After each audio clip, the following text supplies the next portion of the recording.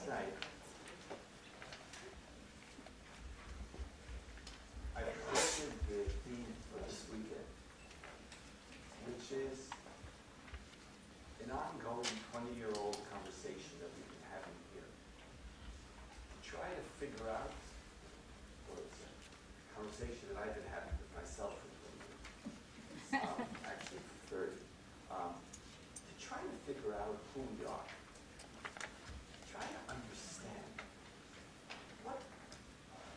what constitutes this religion, this people who call themselves the Jewish people, who've been walking through history for 3,000 years, in different forms and in different senses of self, with a shifting identity over time, finding ourselves now in 2014 in a place that we would have never imagined.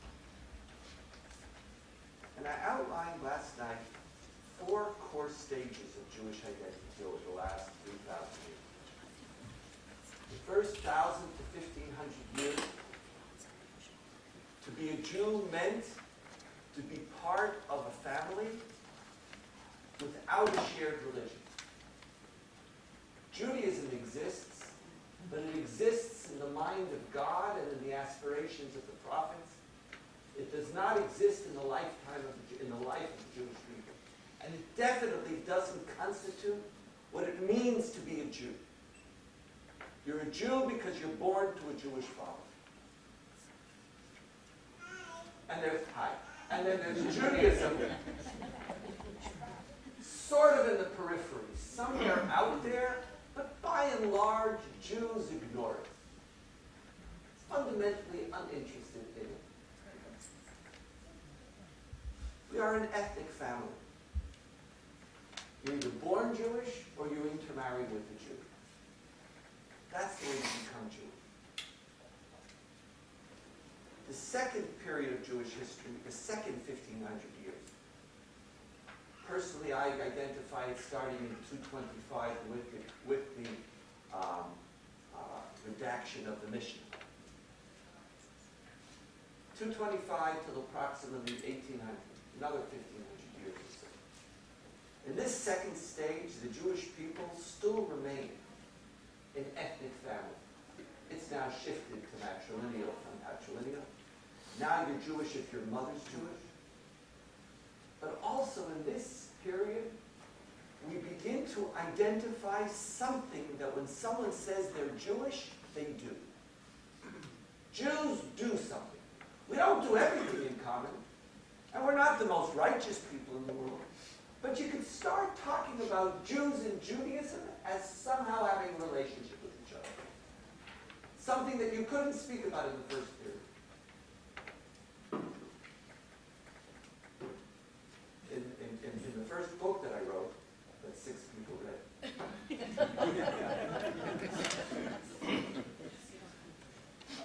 And I know not many of you read it because in the dedication to the book, I gave a special dedication to Yitzchak, actually, because I had worked out a lot of the things in the book there. I gave a special dedication to you. But none of you came up to me and said, "Oh, thank you for that." So thanks to you. Too late. Life is lost opportunities. Just remember Humpty Dumpty. Once it falls, nothing can put it back together. And my feelings were hurt, but I did it over. No, I didn't. But in this stage, the rabbis could say that if you violate the Sabbath in public, you basically declare that you're not part of the Jewish people. That's something that in the first 1,500 years would have been impossible. It would have been impossible to identify anything which was a test of your Jewishness. Neither circumcision, nor faith in God, spirituality, nothing. Holiday cycle, nothing. Nothing that the Jews did. In the second period, the rabbis could say, I don't know what you do in private, but in public, a Jewish city looks different than a non-Jewish city. In a a Jewish city, come sundown on Friday, it's like when you go to Jerusalem on Friday. It's just slowly but surely things get quiet. Friday all across the country, flower vendors pop up on the highways to sell flowers because it's Shabbos, you bring flowers. There's a different rhythm to Shabbat in the Jewish community. Jews circumcise their son. Jews have a calendar. There's a Judaism which is associated with the Jewish people. This is stage 2. An ethnic family built around matrilineal descent, supported by various forms of a shared faith, ritual, culture, glued together by a healthy dosage of anti-Semitism. Stage 3, which lasts for about 200 years, from somewhere in the towards the end of the 18th century till 1980s. 200-year period, 1,500 years, 1,500 years, and then 200 years in stage 3. The Jewish people still remain in ethnic community. Still can count on a good enough measure of anti-Semitism to give us a collective identity. But just like in the biblical period, no longer do we have a shared religion. There is a Judaism that's out there, but Jews don't do Judaism together. And as I mentioned yesterday, while it seems similar to the biblical period, what makes it different is that in the biblical period, Jews didn't have a shared religion. They didn't have a Judaism. Now, Jews don't have a shared religion, but they have a Judaism, because our Judaism is now denominational. Judaism, it's not, in the Bible, Judaism was only on God's radar screen. Now Judaism is on the Jewish people's radar screen. But we do Judaism differently. Judaism in the Bible doesn't unite us. In the third stage, Judaism divides us. And if it wasn't for anti-Semitism, in all probability what would have happened is we would have created different notions of what it meant to be a Jew. Different ethnic Judaisms. There would be the ethnic Jew who was Orthodox. There would be the ethnic Jew who was conservative. The ethnic Jew who was Reformed. Just for the record, by the way, crying babies don't bother my classes. And they're like, no, and that's everybody else's problem. So, more than welcome to the inside. I'll let them in. Okay. And the one who begins to do this, who shows us that this is really what's happening, that to be Jewish is to be part of a tribe, or trying to now replicate the second stage in this third stage, is orthodoxy. Orthodoxy, it's to be a Jew, is to be born Jewish and to observe Judaism as my denomination sees it. And this it's like there's a combination of ethnicity and religion, but it no longer applies to the total Jewish people. Now it applies to particular denominations. And then somewhere in the 1980s, we begin to identify that we're entering into stage 4. You have to realize that very often every stage sometimes takes 50 to 100 years to figure out that you're in it. It took us about 20 years or so to figure out. It could be that it started in the 70s or so. By the 80s, with the official proclamation of the Reform movement in America accepting patrilineal or matrilineal descent, but with the preponderance of Jews marrying non-Jews already in the 90s and 2000, to the extent that outside of Orthodoxy, 70% of Jews are marrying non-Jews. That means the notion of a Jewish community as two individuals marrying each other from the same religion and having children with each other who have two Jewish parents basically becomes the anomaly of contemporary Jewish life in this fourth stage. It's an anomaly. That's not who the Jews are. We don't do that anymore. At most, you have one Jewish parent, and very possibly close to 20% of the Jewish community have no Jewish parents and never converted, and are Jewish by virtue of the fact that they married a Jew or their children married a Jew. And the statistics in America count Jews between 6 to 10 to 12 million, depending on who you count in this circle of Jews. Now, in this stage, we enter into a new dimension, as I mentioned, I'm just summarizing, in which, for the first time in Jewish history, there is no family tribal category for Jewishness.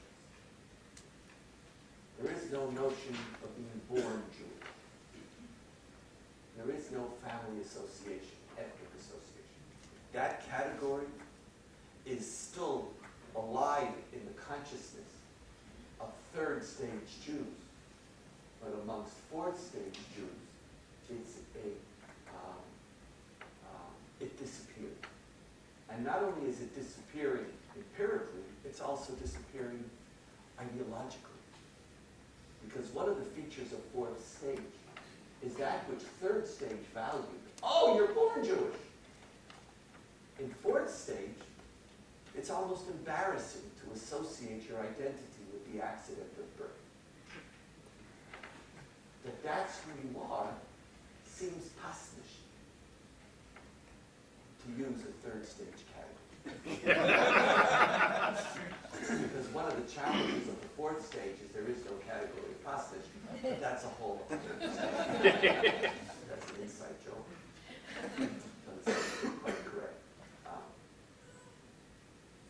And one of the interesting features is that we return to the biblical period where, by and large, we don't have a shared religion anymore.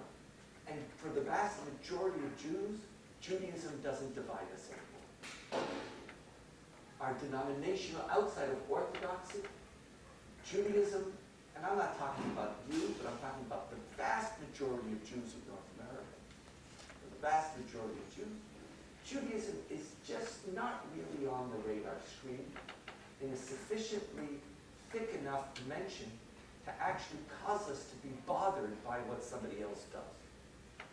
Like, I might do Judaism in a certain way, but if you go to another shul, it's just, I only show up there twice a year anyway, so like, why the fact that I go here twice a year and have a bar mitzvah here, and you go there twice a year and have a bar mitzvah there, that's not a reason for us to feel that my Judaism is superior, there's something fundamentally wrong with your Judaism. It's just not we've returned to a lukewarm form of the Bible, not exactly the Bible, but where Judaism, by and large, doesn't matter enough to be the subject of debate. And that's why we're also living in one of the golden eras of religious pluralism. Because it's very easy to be religiously pluralistic when it doesn't matter that much. Where we're not pluralistic is when it comes to Israel. And there you see that if the community actually cared a lot about their Judaism, there would be much greater disagreements or arguments. We have to find something we care about for our lack of tolerance and pluralism to rear its ugly head. It doesn't rear its head when it comes to Judaism. Conservative, reform, reconstructionist, renewal, post-denominational, secular. Doesn't really matter. And the distinctions between every one of those five are marginal, and insignificant. And so we've now entered into this unprecedented period in which we don't have a shared religion in a meaningful way. And we don't have a shared ethnic family. in a meaningful way. And this is unprecedented in this 3,000-year-old, 3,000-plus-year-old story of Jewish people. And so, how do we figure out who we are, where we want to go? Who should we be? How do we understand where Judaism is, where it's going, and where it ought to be going? This, in a few minutes, is an outline of what I spoke about last night in a little greater depth. And what I'd like to do this morning and after lunch is begin to think together about ways of understanding this reality that we're in. And please remember the point that I made yesterday. That is that we have to have a very, very healthy balance between being descriptive and being prescriptive. That on the one hand, we can't have a prescriptive notion of who we ought to be, which is completely ignorant of who the Jews are, i.e., if we come up with a theory of Judaism, which is just great for third stage Jews, but there's just not that many of them around anymore, then we have a problem. And if all we are is descriptive, and we get exactly right what fourth stage is, who says that's who we ought to be? And who says being that is worthwhile? So that's who we are. Oh, big deal. Jews never accept reality. Jews always change reality. But to change reality, you have to be realistic. That's one of the tests. That's one of the catches, you know. To change it, you got to be realistic. But if you're too realistic and you're not aspirational, then you're not going to change it either. So, I'd like to start by studying.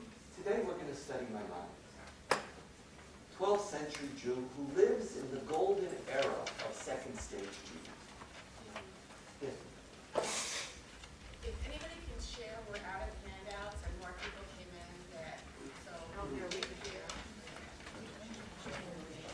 Okay, some people keep their handouts. Handbags? Thank you. That's good.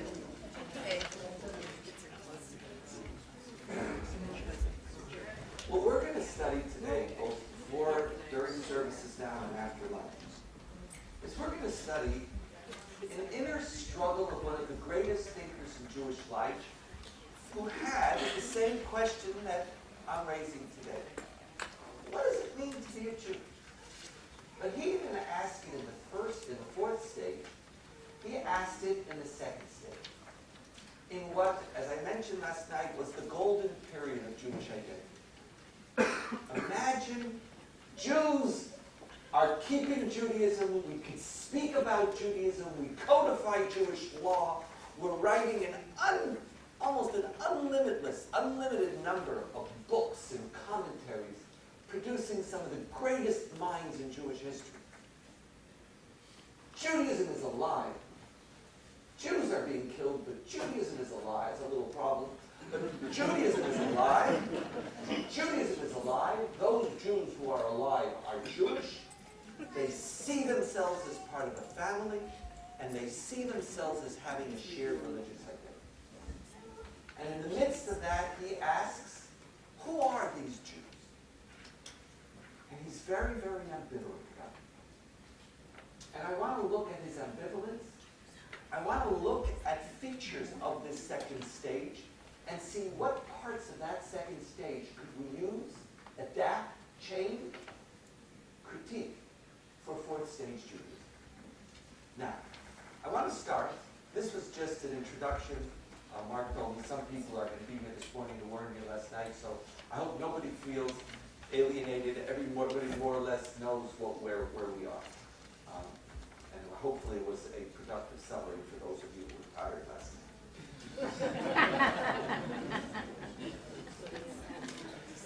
Where's Barbara?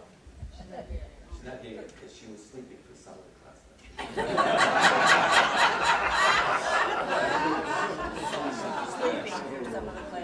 And just so you should know, anybody whose eyes close, I see you.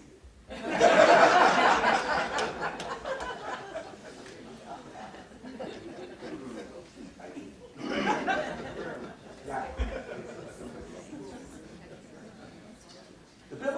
story, until Abraham, is more or less the following.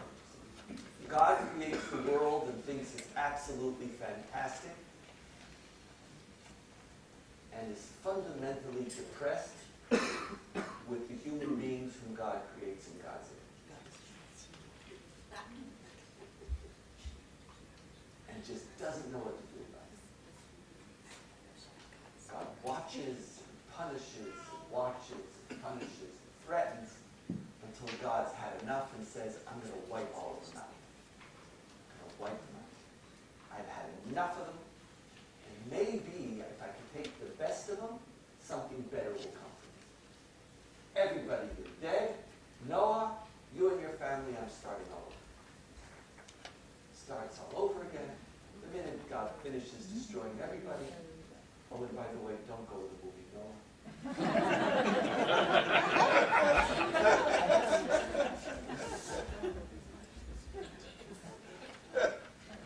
And actually, it was very interesting. I was at the Institute, we started a program for Muslim leadership, North American leadership, to train 300, 30, 40-year-old young Muslim leaders, religious leaders, social activists, political activists. And the Institute has become the first Jewish institution which is a safe space for American Muslim leadership. And they're coming. It's potentially a game changer. And the person who came up with the idea that we should do it is someone named Imam Abdullah al-Tepid, who is the Imam of Duke University. And so we started, it's just beyond comprehension, this program, how it's working, and how America is creating a new Muslim community who are really open to a different conversation. They're open to, if we are smart, America's just the magic that it did on Jews, it's starting to do on a new generation of Muslims. And these people are chaplains in universities all across the country, bloggers, social activists. They're modern Orthodox. They're not conservative or reformed. They're modern Orthodox. And anyway, so we have this. I find myself in San Francisco with Abdullah and Tepid. We were there on trying to raise funds for the program. And we had a free afternoon. So what does a rabbi and an imam do on a free afternoon? We went to Noah. I was thinking, just reminded me. And we both hated it equally. For the same reasons? It was really great. I paid for the tickets, he paid for the popcorn. It was perfect. It was true, you know. It was the Garden of Eden. Anyway, the minute, that was because some of you were beginning to nod off. Now you're all the minute God destroys the city, destroys all of the world, God realizes that God made a mistake. And it's just, God's sort of stuck. God's stuck with these human beings who God knows are corrupt from their youth.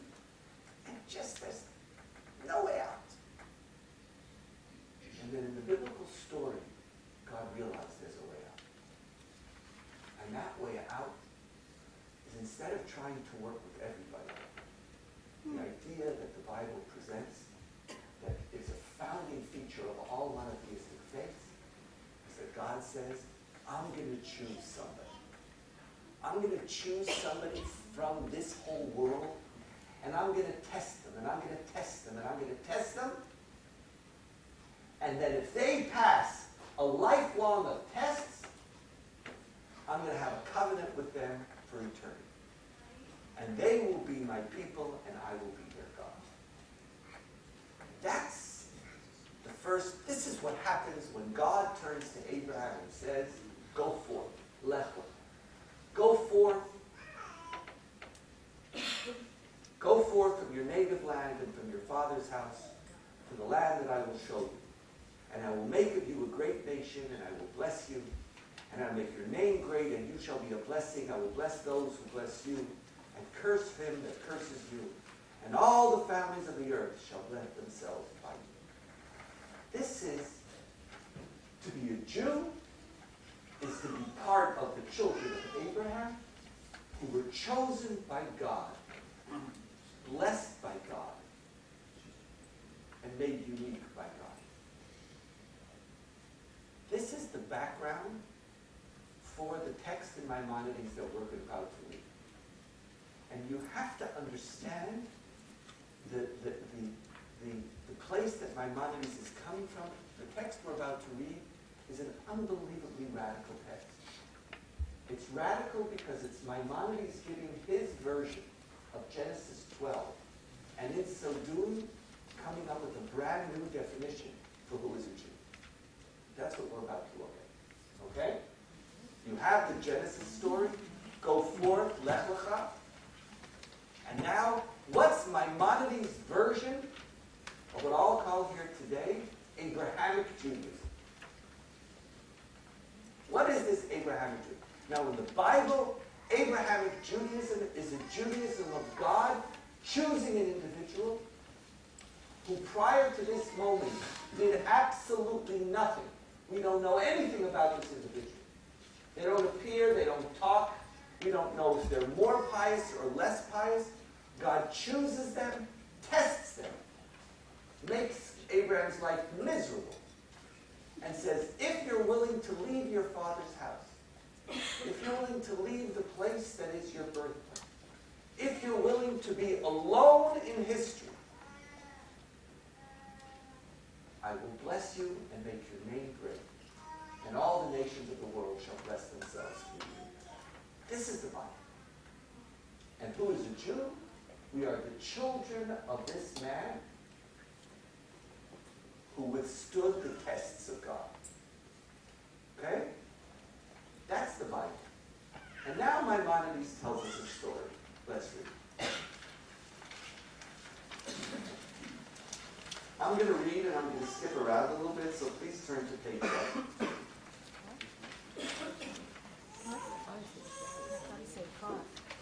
What page was that? 1. One. Okay, everybody? Does everybody have access to a text? Everybody can see? Okay. After this mighty man, Abraham, was weaned, he began to explore and think.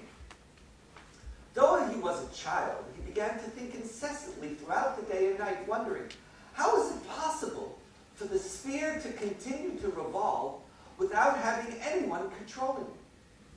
How does the world turn? Who is causing it to revolve? Surely it does not cause itself to revolve like Aristotle said. He had, Maimonides said, no teacher. Nor was there anyone to inform Maimonides and answer his questions. He was mired in Ur-Kasdim amongst the foolish idolaters. His father, mother, and all the people around him were idol worshippers, and he would worship with them. However, his heart was exploring and gaining understanding. Ultimately, he appreciated the way of truth and understood the path of righteousness through his accurate comprehension.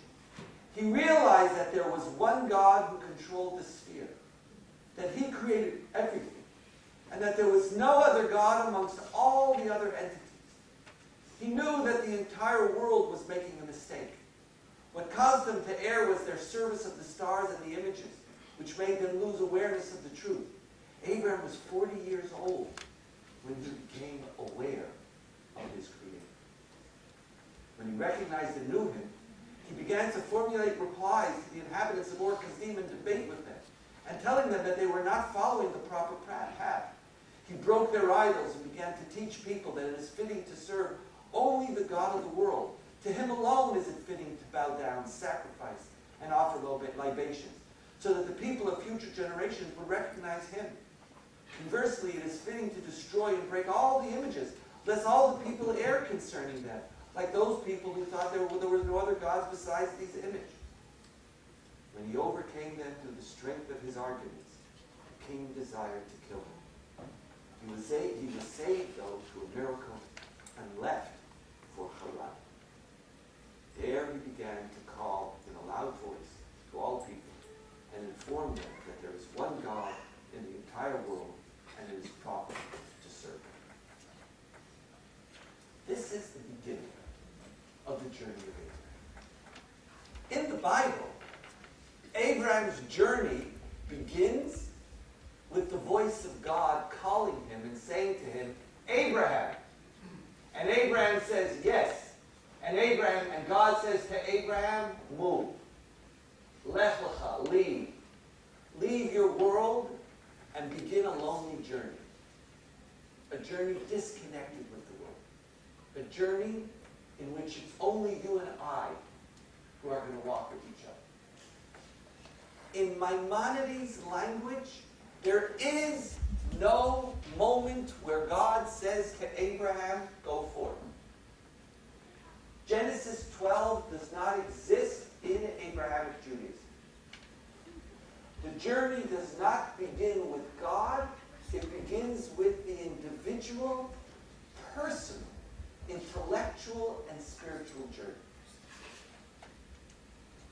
To be a Jew is not to be chosen to be Jewish. To be Jewish is not to be born into Judaism.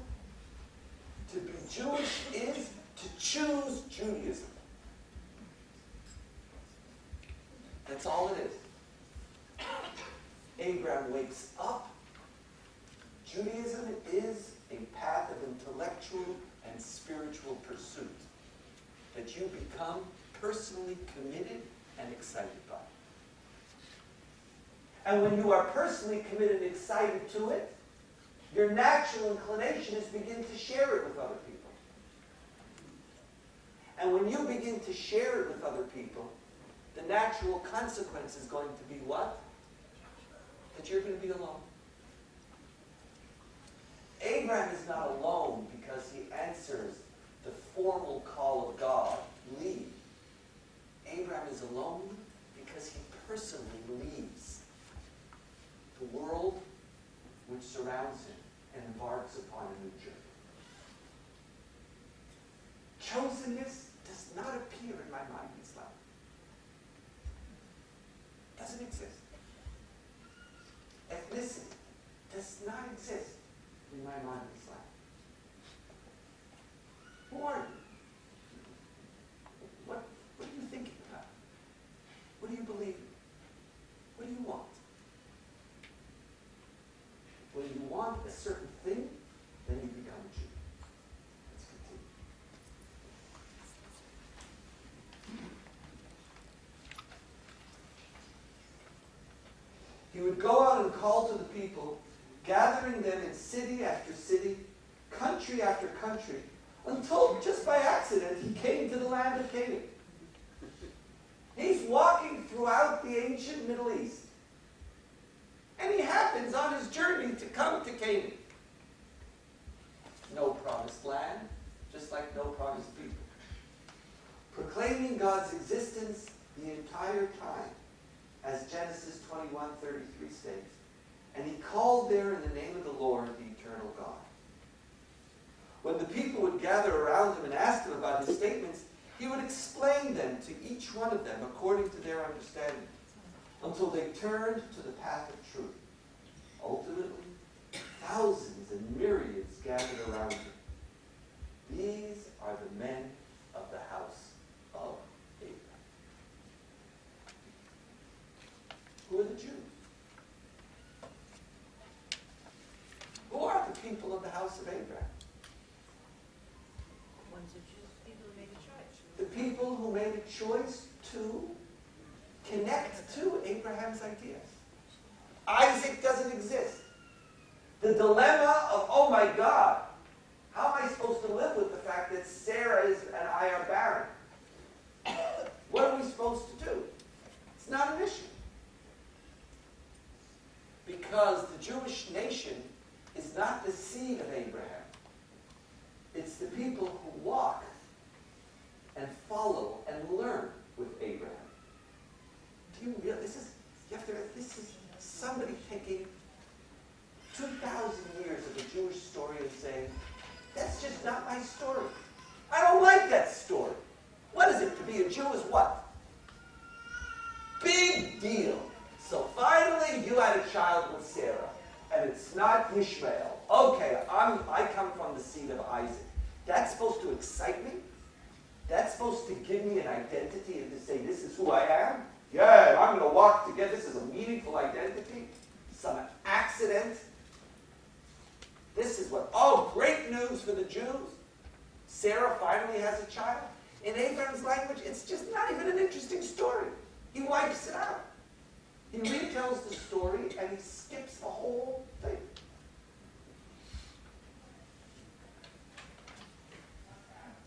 These are the men of the house of Abraham. He tested in their hearts this great fundamental principle, composing texts about it, taught it to Isaac, this great fundamental principle. Taught it, what was it? This great, he taught it to Isaac, his son. Isaac is just mentioned as someone who he taught the idea to.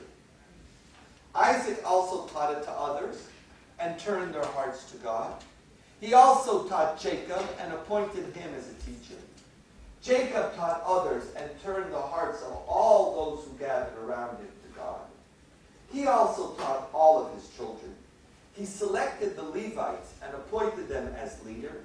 He established him as the head of the academy to teach them the way of God and observe the mitzvot of Abraham. Jacob commanded his son that the leadership should not depart from the descendants of Levi, so that the teaching would not be forgotten. This concept proceeded and gathered strength amongst the descendants of Jacob and those who collected around them, until there became a nation within the world which knew God. Egypt doesn't do. We were a nation before Egypt. In Abrahamic religion, the nature of what it means to be a Jew is to believe, is to know, is to be committed. Egypt is not when we were formed as a people. I want you to understand how radical. The whole Egypt story is insignificant for my mind. We become a people through slavery and are redeemed? Not at all. We were a people beforehand. And who was a member of our people? Isaac, he knows the story. Yeah, Isaac was around, and so was Jacob and the Levites. Yeah, they were the teachers. But there was in the world a people, there was created in the world a people who know God. This is the Maimonidean definition of who is a Jew.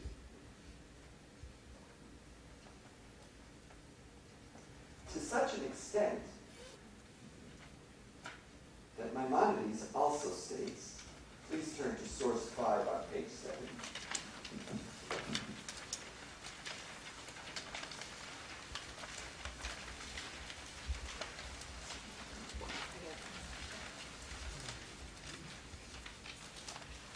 Maimonides articulates 13 principles of faith.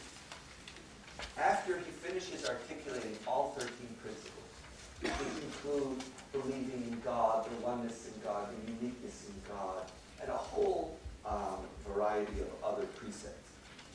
Thank you very much. Maimonides says, after you have these 13 precepts, when a man or a woman believes in these fundamental principles, and his or her faith is clarified, he is then part of Israel, who we are to love, pity, and treat as God commanded with love and fellowship. And even if a Jew should commit every possible sin out of lust or mastery by his lower nature, he will be punished for his sins, but he will still have a share in the world to come. He is one of the sinners of Israel.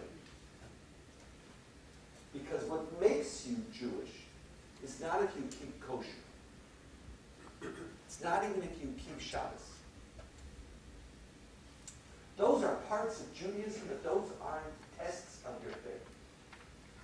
The fundamental test of your faith is to what extent you believe and accept these fundamental principles of faith. This is his Judaism. This principle of his Judaism also ends up shaping what it means to convert to Judaism. Maimonides, every Jew, in essence, needs to convert. You're not born Jewish. You only become part of the children of Israel when you accept these principles of faith, when you're willing to be part of the people of Abraham. And therefore, the convert who comes to convert goes through a similar path. And he actually says, if you just look at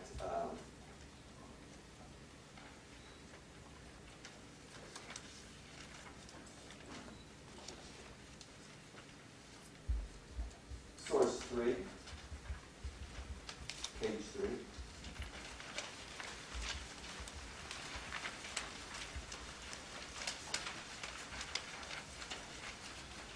What is the procedure when accepting a righteous convert? When one of the Gentiles comes to convert, we inspect his background. If an ulterior motive or for conversion is not found, we ask him, why did you choose to convert? Do you not know that in the present era the Jews are afflicted, crushed, subjugated, strained, and suffering comes upon them? If he answers, I know, would it be that I will be able to be part of them? We accept him immediately. We then inform him of the fundamentals of the faith, i.e. the unity of God and the prohibition against the worship of false deities. We elaborate on this matter. We then inform him some of the easy commandments and some of the more severe ones, but we do not elaborate on this matter. Abrahamic Judaism is a Judaism which obligates everybody to choose to be Jewish. It creates a standard for the converts in which the convert must accept that to be Jewish is to be part of this intellectual, spiritual journey. That's what we teach them. And when you understand it, then you can become part of the Jewish people. This is Maimonides' Abrahamic Judaism. After lunch, we're going to be studying Maimonides' Egypt Judaism, which is another Judaism completely, and one that Maimonides struggled with the relationship between the two, but we'll see that later. But let's talk about this Abrahamic Judaism and its consequences for stage 4 Judaism. In stage 2, towards the end of it, Maimonides dared to have this notion of Judaism. In stage 1, you couldn't have dared to have such a thing. To have this notion that to be a Jew was to live, but no one would have been inside. You would have had a Judaism of one. As this people becomes stronger, as this people begins to recognize that Judaism is thick, Maimonides goes for it, and towards the middle of stage 2, he says, I know in stage 1 Judaism was ethnic without a religion, and in stage 2 it's ethnic with a religion, but now we are strong enough to build a religion, build a collective on the basis of a shared religion. We don't need ethnicity anymore. We don't need the crutch of ethnicity.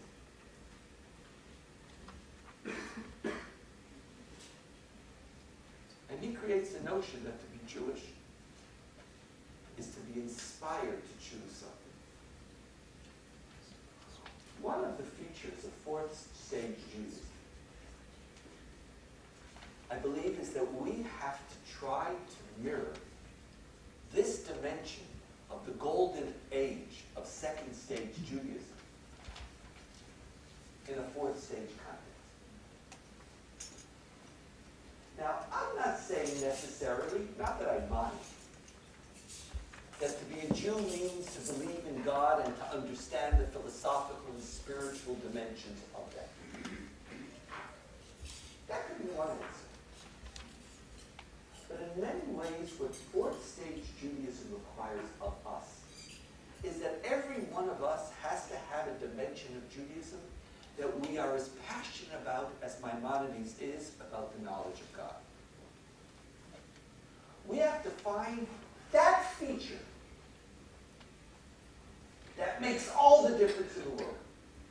Now let's look at this feature for a moment and some of its characteristics. Maimonides is living in the midst of a Muslim culture for whom the idea of the oneness of God is not a Jewish doctrine. It's also accepted by Muslims. When the person says, La ilaha illallah Muhammadun Rasulullah, he is accepting the same principles other than Muhammad that Maimonides himself, he is basically Maimonides, declaring that a Jew must accept the Shahadat. That's what it means to be a Jew. You have to accept the Shahadat. It's not unique. Maimonides does not believe that Judaism is a unique religion. The essential thing that makes you a part of the family of Abraham could just as easily make you a Christian or a Muslim. Faith in God, the oneness of God, was unique in the period of Abraham, was not unique in the period of Maimonides. And therefore, now that we're in fourth stage, don't look for something uniquely Jewish. That's not the issue. Find something that's important. Find something that makes a difference in your life when you wake up in the morning. Find something that shakes your existence, that colors the way you look at the world. Not a little something, that's okay. Find something that matters. And to be a Jew, Maimonides is saying, in many ways, he couldn't imagine fourth stage Judaism. But he says the lack of shared ethnicity, the fact that we don't have a shared family anymore, that's not our problem. In fact, shared family was a crutch that I'd like to be free from, Maimonides says. I don't need it. Now it's scary. It's a good crutch. It's a powerful crutch. And we're going to talk about that crutch after lunch. And it shaped a lot of Judaism, but Maimonides here saying, let it go. That's not who I want to be. I want to be a people who know God. And in fourth stage Judaism, every single one of you has to be able to answer the question, I want to be a people who? Three dots. You want to know how we're going to be Jewish in the fourth stage? How do you answer that question? Now, we don't have to have the same answer to that question. We don't have to, but we have to have an answer to the question. If in stage 4 you don't have an answer to the question, then why would anybody see themselves as Jewish? Why would anybody say, I'm proud to be Jewish? Why would anybody want to raise up children Jewish? For what? Now, one of the interesting features about this, and this is something that Maimonides, and here I'll conclude because I want this idea to sort of sit on you. It's a very, very good idea. And it sounds sort of okay. It is an unbelievably radical and difficult idea. Because what it obligates is immense. Maimonides plucks out of this huge tradition the idea that to be Jewish is to know God.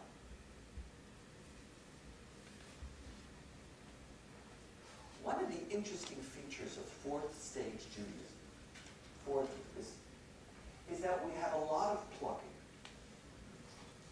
a lot of choosing, a lot of elevating of certain things to being the defining features of Jewishness.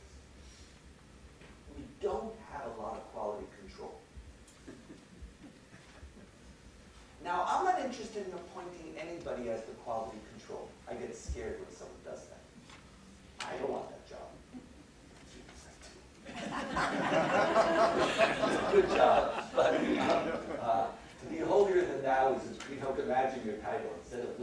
Harlem residents. You're Mr. Holier than thou. The only problem is you actually would then have to live up to your own standards, which is a real pain in the ass. So,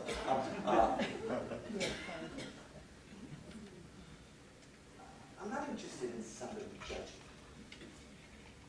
But one of the things that we see in fourth stage Judaism, and Mark and I talk about this a lot, is how all of a sudden a lot of things like you wouldn't expect.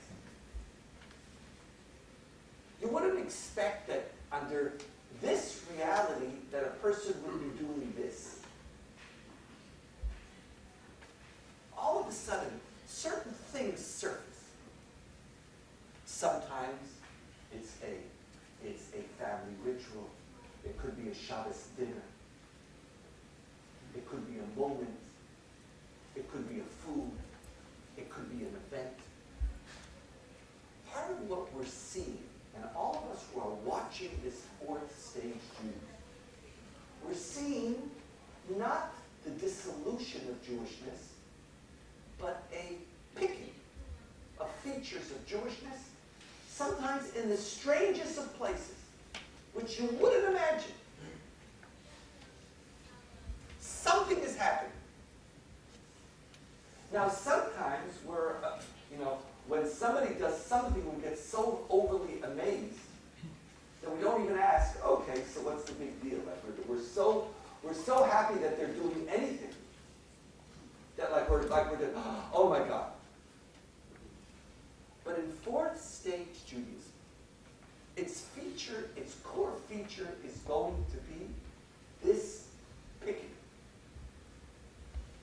This distinction between the big principle, which you speak about a lot, and the minor and major commandments, which you don't speak about a lot. But we have to pick. And part of your journey as Jews is that you have nothing to lay back. You have no safety net. Nothing.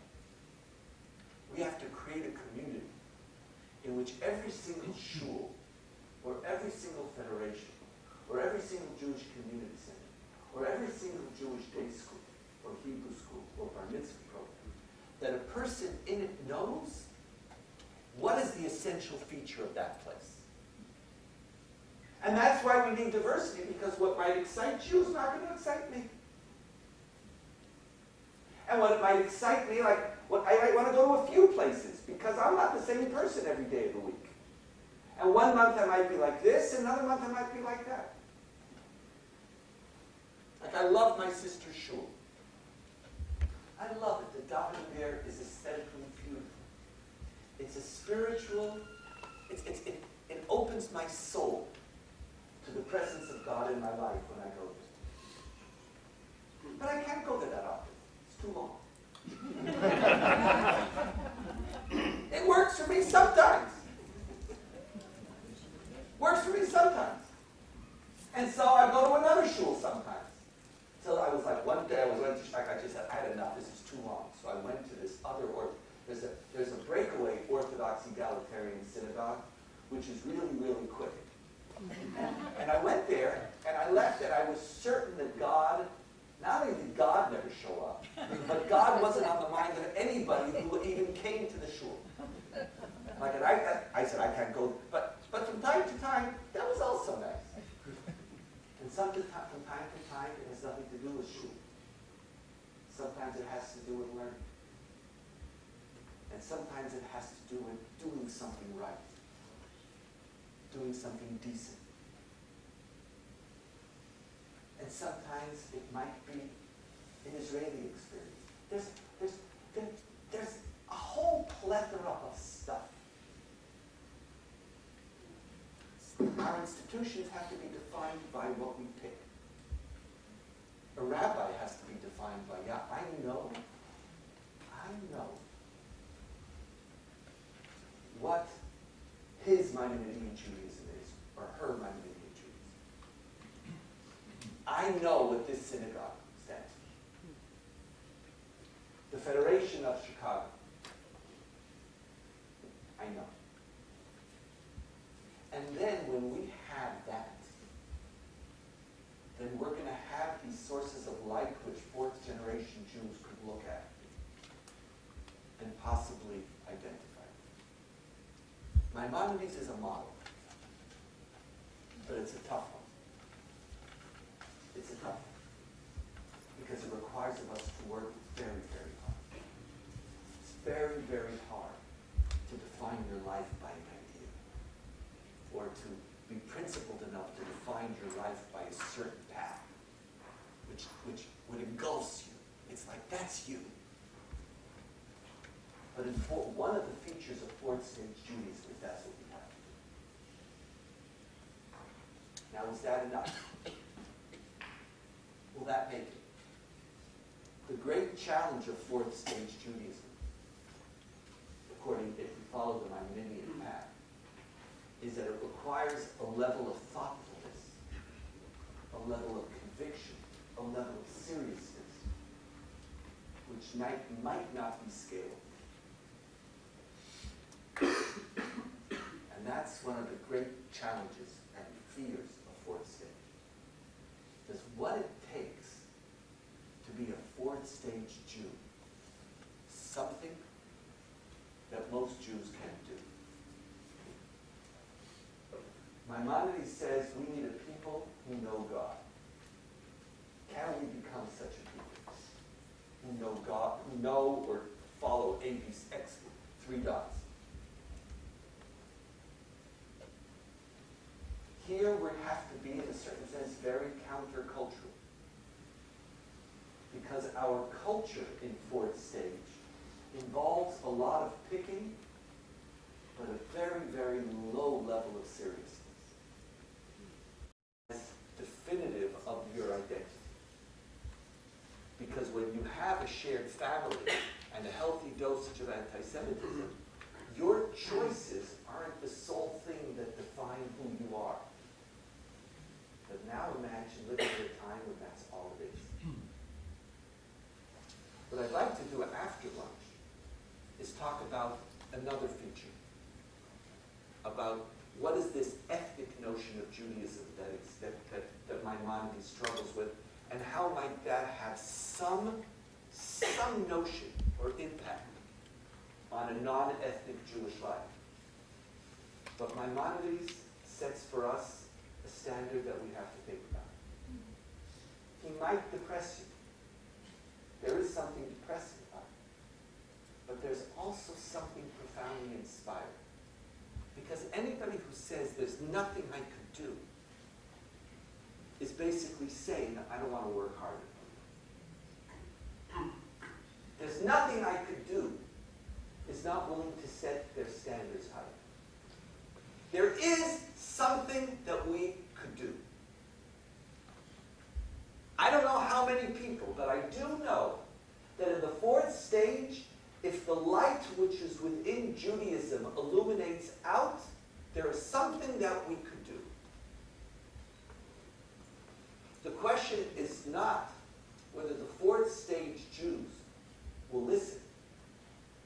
The question is now whether the third stage Jews, who are in charge of the institutions which are serving fourth stage Jews, are willing to work hard enough. Shabbat Shalom.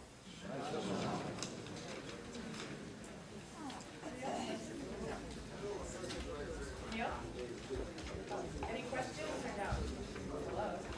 We'll talk after lunch.